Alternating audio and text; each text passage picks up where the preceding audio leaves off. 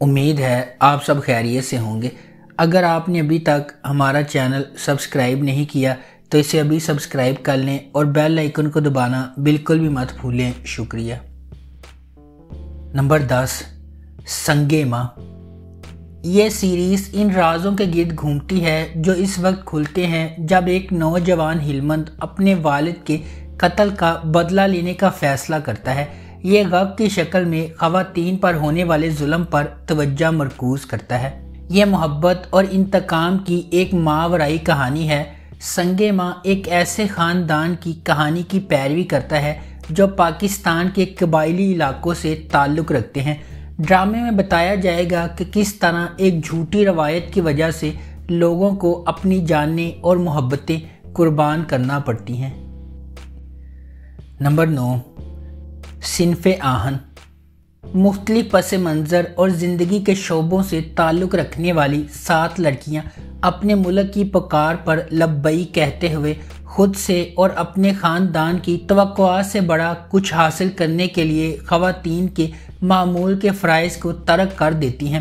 اگرچہ سبھی تعلیمی لحاظ سے اور سماجی طور پر انتہائی قابل ہیں، لیکن انہیں معلوم ہوتا ہے کہ زندگی میں اس سے کہیں زیادہ اہم چیزیں ہیں جو دنیا خواتین کے بارے میں سوچتی ہے۔ ان تمام آزمائشوں اور مصائب سے گزرنے کے بعد جو ایک فوجی افسر کی تشکیل کا سبب بنتے ہیں، ہم دیکھتے ہیں کہ وہ کیسے نرم گلاب کی پنکھڑیوں جیسی شرمیلی ڈرپوک لڑکیوں سے فولادی صنف آہن کی خواتین میں تبدیل ہو جاتی ہیں۔ Number 8، Chaudhry and sons. Chaudhry and sons ایک ہلکے مزاج کا فیملی ڈرامہ ہے جو فیملی ری یونین کے گرد گھومتا ہے۔ دلدار علی ایک قابل احترام آدمی ہیں جو پرانی خاندانی روایات اور اقدار کا بہت زیادہ احترام کرتے ہیں۔ شروع سے ہی اسے اس حقیقت پر فخر ہے کہ اس کے خاندان میں کسی نے بھی ان کے قریبی خاندان سے باہر شادی نہیں کی، جب تک کہ اس کی اپنی بیٹی صباحت نے اسے مایوس نہیں کیا۔ جبکہ اس نے اس سے تمام خاندانی تعلقات ختم کر لیے تھے۔ دوسری جانب صباحت اپنے شوہر کے ساتھ کافی عرصہ قبل ایک حادثے میں انتقال کر گئی۔ وہ اپنی بیٹی پری کو اپنی دادی ملکہ بیگم کی دیکھ بھال میں چھوڑ گئی۔ پری اور ملکہ بیگم کی حقیقت سے بے خبر دلدار علی اور اس کے خاندان نے ان کا پرتپاک استقبال کیا اور ان کا بہت خیال رکھا۔ دلدار علی کے پوتوں میں سے ایک بلال ایک نوجوان اور خوبصورت آدمی ہے جو فوری طور پر پری سے اس کی حقیقت کو جانے بغیر اس کی محبت میں گرفتار ہو جاتا ہے۔ نمبر 7، اے مشت خاک۔ اے مشت خاک اچھائی اور برائی کے درمیان دیرینہ لڑائی کی ایک دلچسپ کہانی بیان کرتی ہے۔ جیسا کہ زندگی کی طرف متضاد نقطۂ نظر کے ساتھ 2 بالکل مختلف افراد اکٹھے ہوتے ہیں اور راستی کا راستہ غلط کاموں پر غالب آتا ہے۔ مستجاب ایک دلکش نوجوان ہے جو زندگی کی طرف عقلی نقطۂ نظر رکھتا ہے اور منصوبہ بندی پر یقین رکھتا ہے۔ اس کا تقدیر پر یقین کی کمی اور اس کا جانے والا رویہ اسے اپنے آس پاس کے لوگوں سے ممتاز بناتا ہے۔ دوسری طرف دعا ایک نرم دل لڑکی ہے جو قسمت اور تقدیر پر پختہ یقین رکھتی ہے۔ اس کی مضبوط اقدار اور اخلاق اسے اپنی زندگی کے فیصلوں میں پر اعتماد اور ثابت قدم بناتی ہے۔ نمبر 6، سرِ راہ۔ ڈرامہ سرِ راہ مجموعی طور پر تبدیلی کو اپنانے اور پاکستان کی خواتین کے لیے تمام وزن کم کر کے اونچی اڑان بھرنے کے خیال پر بحث کرتا ہے۔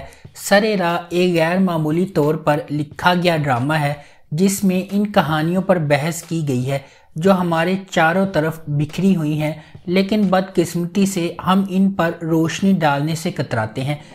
سرِ راہ ان خواتین کی کہانیاں شیئر کرے گا جو بچپن کی شادیوں کا شکار ہیں، ایسی لڑکیاں جو صرف اپنے جنس کی وجہ سے ہراسمنٹ کا شکار ہیں، وہ بیٹیاں جو اپنے باپ کی مدد کرنے سے قاصر ہیں کیونکہ ان کی عزت داؤ پر لگ جائے گی، اور خواجہ سرا انٹرسیکس کمیونٹی کے افراد جو اپنی شناخت کی وجہ سے ذلیل ہو رہے ہیں۔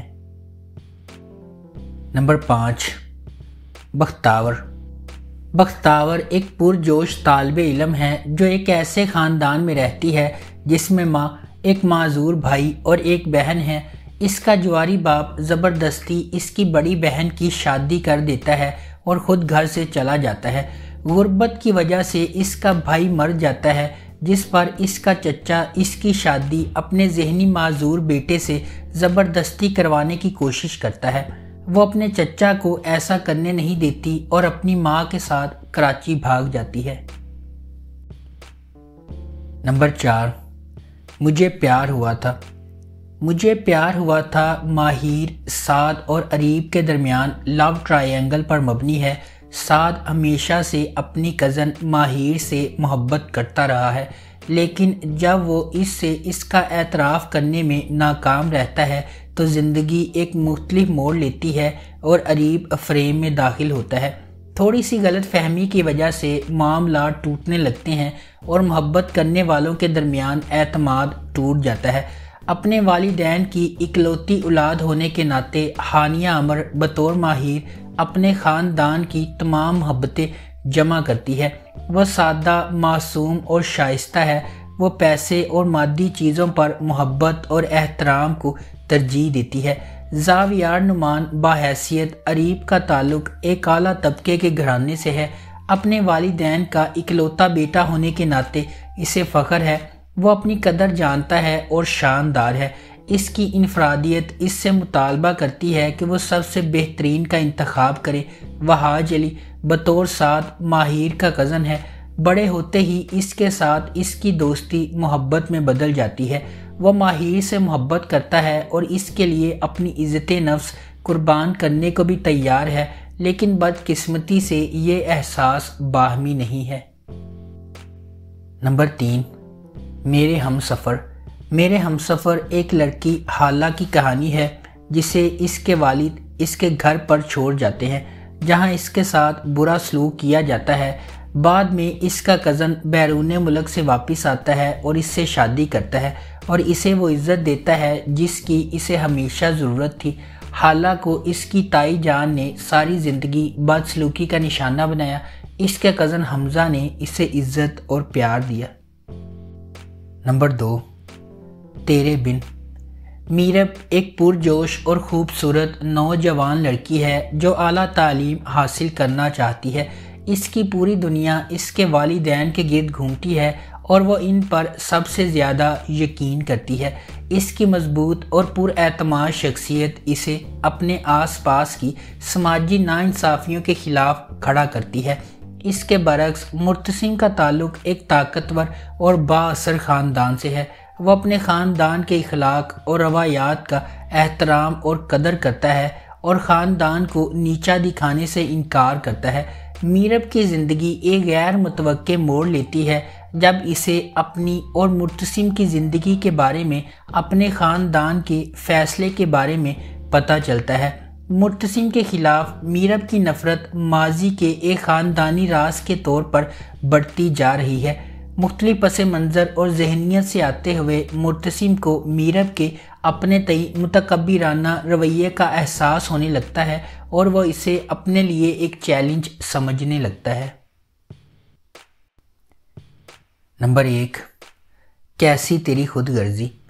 कैसी तेरी खुदगर्जी की कहानी एक बिजनेस टाइकून के बेटे शमशेर के गिर्द घूमती है जो एक मतवसत तबके के पस मंज़र से ताल्लुक़ रखने वाली महक से मोहब्बत करता है। ड्रामे के दौरान कुछ नाखुशगवार वाक़यात रोनमा होते हैं और महक शमशेर से नफ़रत करने लगती है, और चूँकि शमशेर के घर वाले इसके रिश्ते को मंजूर नहीं करते, इसलिए कहानी मज़ीद उलझ जाती है।